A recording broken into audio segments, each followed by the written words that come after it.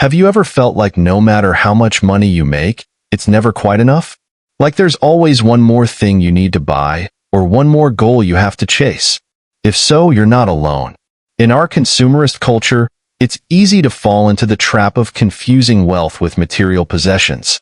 But what if I told you that true wealth has very little to do with the stuff you own? In Chapter 7 of The Psychology of Money, author Morgan Housel reveals the surprising truth about what money can actually buy, and it's not the luxury items or fancy toys we're so often led to believe. In this chapter, you'll discover why the ultimate freedom isn't found in accumulating more and more things, but in having the ability to make choices and have control over your time. You'll learn how to reframe your relationship with money, shifting your focus from acquisition to true independence. And you'll walk away with a refreshingly simple, yet profound understanding of what it really means to be wealthy.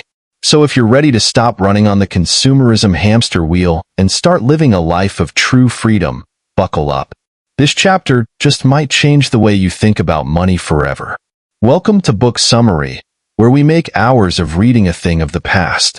Every time, we condense life-changing books to help you save time, grow in wisdom, and inspire growth.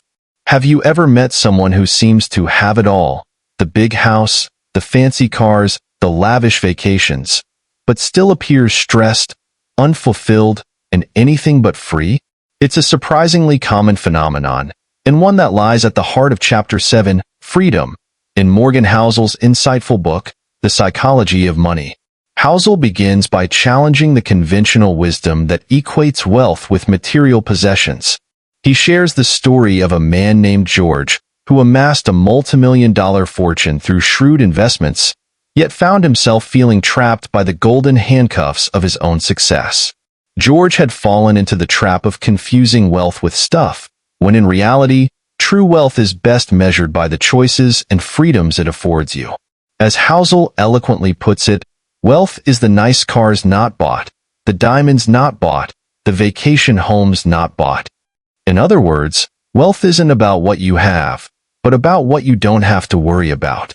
It's the ability to spend your time and energy on the things that truly matter to you, rather than being consumed by the constant need to maintain a certain lifestyle or keep up with the Joneses.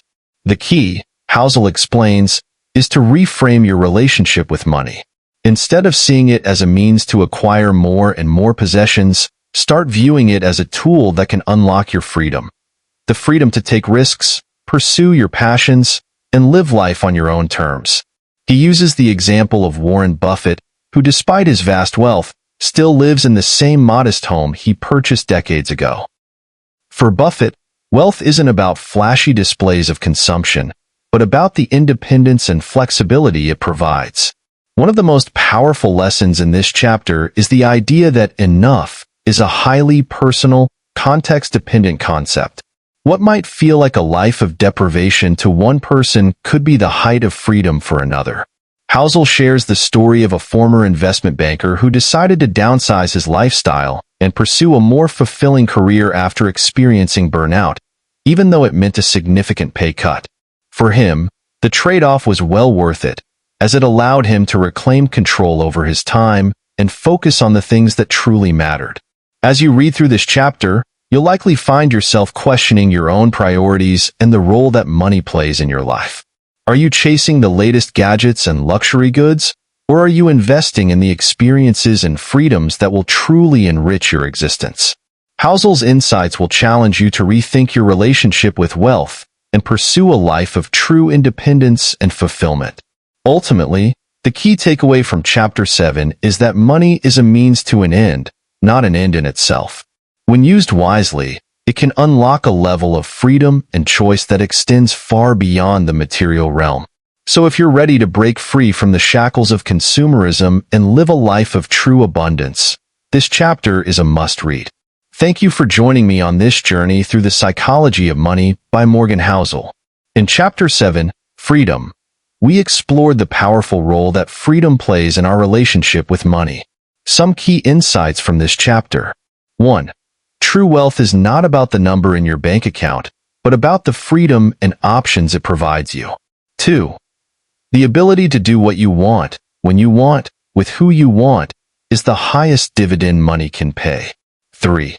Pursuing wealth simply for wealth's sake can actually constrain your freedom, as it ties you to obligations and expectations. I hope these ideas have given you a fresh perspective on how to approach your own financial journey with a focus on maximizing your personal freedom. Now, I encourage you to check out the next chapter, The Man in the Car Paradox.